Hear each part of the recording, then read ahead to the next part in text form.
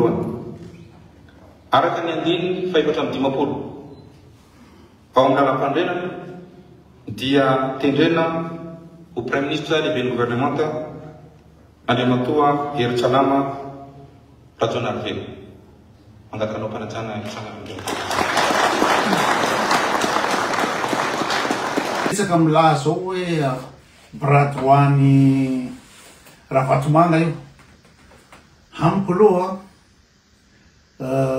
tsy hitako izay maharatsy an'izany raha ohatra ka Ravatomanga mikatra.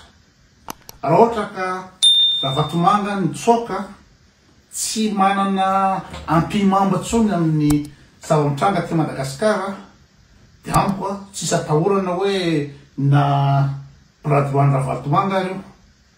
Da plus n'izany mahatsara an'le hoe bradoany Ravatomanga matoa Ravatomanga izay olona manam-bola be sy manana rehetrarehetra naka ny olona io zany atokisany sy hiasa ho anazy dia favo be le olona zay. Arabaina aloha zany tsika nahazo Premier ministre. Arabaina fa tsy mbola félicitation satria tsy fatako hoe roviny sika ny manomboka afaka manao félicitation fa ny hoe arabaina aloha satria nahazo Premier ministre zany.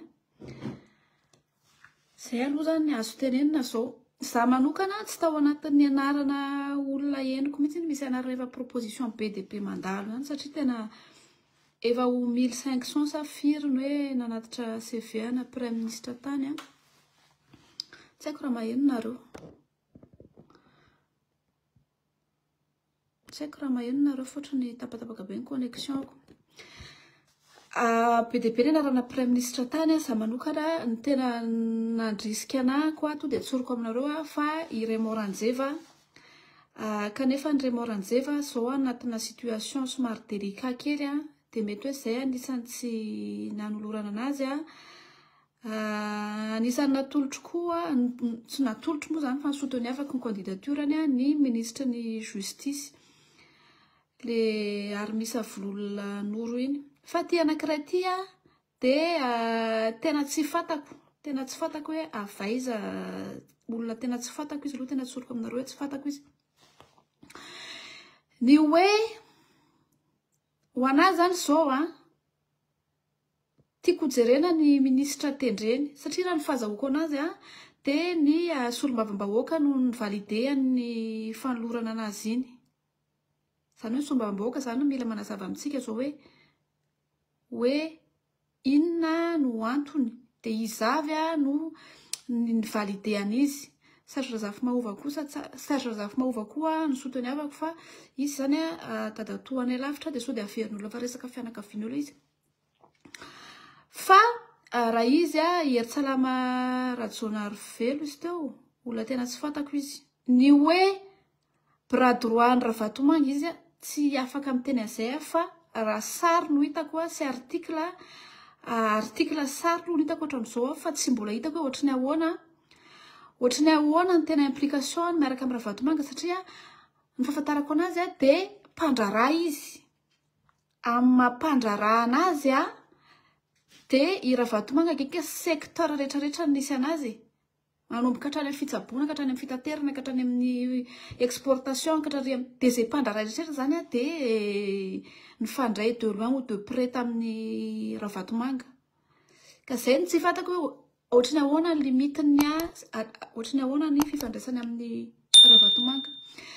Ny atahorako tsy dia izay hoe Ravatomanga zay fa hoe mpandraraha izy sao dia miditra amina privatisation izy. Zay ihany ny atahorako fa le hoe izy mifandray amin'ny Ravatomanga tsy haiko, tsy afaka mila manana proof BDP amin'izay tsika.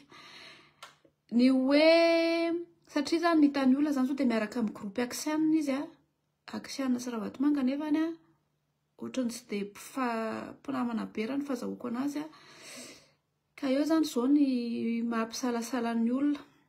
Ny ahy zany zao ny andrasako dia alohan'ny anaovana réaction chaud amin'ilay izy dia tiako hita aloha ny fanoloran'ny fanendren'ny ministra hoe izavy. Ny problème koa dia zao tsika tanora vao nanomboka ty tolo ty dia za anisany efa niteny hoe mila miomana fa hivadika politika ao aorianao ohatrany hoe tapoka be tamintsika le politika. Tena tsoriko fa tsy haitsika le politika. Tsy haiko le politika. Tsy haitsika le politika. Satria araka le vidéoko farany hoe na ny fisiany Kapsat eo ary na ny fisiany colonel Mikael eo ary politika. Ka zay no tsy haiko. Za am'izao tsy afaka to dia hitire conclusion amin'ny alalan'ny zavatra hitako eto amin'ny réseau fa miandry ohatra ny ahoana ny fanendren'ny ministra ny amenony gouvernement. Dia zay. Dia miandry an'izay zany zao. Ny zava-dehibe aloha zany zao dia tsika vahoaka malagasy efa manomboka sarotiny amin'ny olona apetraka ao. Zay aloha tena point ngeda be. Hatramin'izay tsika tsy niasa saina fa hoe resaka politika zany tsy misy idiranay, tsy misy idiranay, tsy misy idiranay fa zao.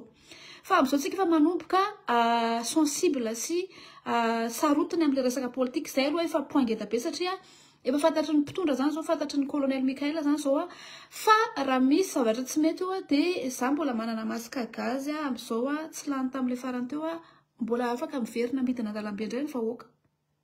Efa fantatry ny colonel Mikael zany hoe nahatonga anazy teo amin'ny fitondrana io dia satria nisy vahoaka midina an-dalambe. Ka zay aloha zany ny important hoe efa misy an'izay zavatra izay. Ho anahy mbola trop tôt be, mbola hoe aloha be loatra raha zao tonga dia hiteny hoe mety na tsy mety fa tsy haiko manendry ministra izy to dia iny hitsarantsika anazy. Ny fanontaniako anankiray koa satria hoe ny Gen Z anisany nanolotra prime ministre. Mila miteny zany izy zao hoe le natolony ve zany zao io sa ahoana au courant amin'ny zavatra io ve zany zao ny Gen Z. Tsy le Gen Z le mitsangatsangana kely isan-kinaina fa le nanomboka le Gen Z. Le miaraka amin'ny page ny ao amin'ny Instagram sy le page maty velona iny. Iny zany zao tiako hoe ny hevitra ry zareo hoe d'accord amin'io ve izy. Satria zareo koa nanolotra olona. Ny olana raha tonga dia hiteny androany hoe raha tonga dia hiteny androany hoe tsy haikena io fa andao sorona zao dia manampy an'ry influenceuse Marie ministre ny fampianarana, manampy an'ny page ny zava-misy manampy ny page ny zareo ery apiteritsika. Izy manko zao miandry fotsiny ry zareo hoe io ary fa anina. Io ary fa mikorotana. Zay rendrasany dia tsy te hanome an'izay fa finaretana izay ary zareo ako.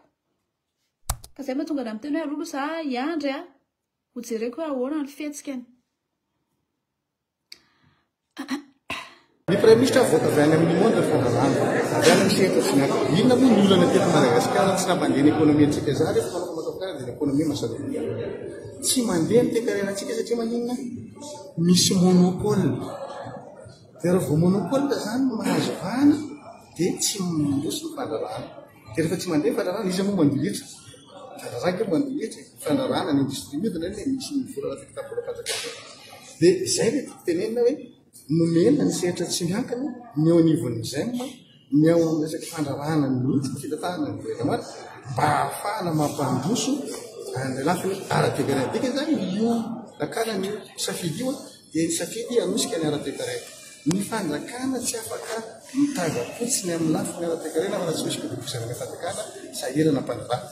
Amba tsy hitaraina intsony ny mpandrarana hoe ka zay tsy manana olona mandeha gouvernement mihitsy rehefa anazy. Tsika eo fa izany malagasy. Parapolitika ny atao dia hoe kana rehefa manao politika tsy jeran'ny mpandrarana. Le mpanao monopole raha te efa lasa. Efa ohatra ka tsy hanao amin'izay dia efa zareo mihitsy tsy hoe zay tsy mahay fa zareo tsy mahay mandeha. Inona zao ny andrasana ro anareo manokana? Andrasana amin'iny ao an'ny prime ministre vaovao zareo amasehatra tsy miankina anazy dia manosika lafina ny toekarena.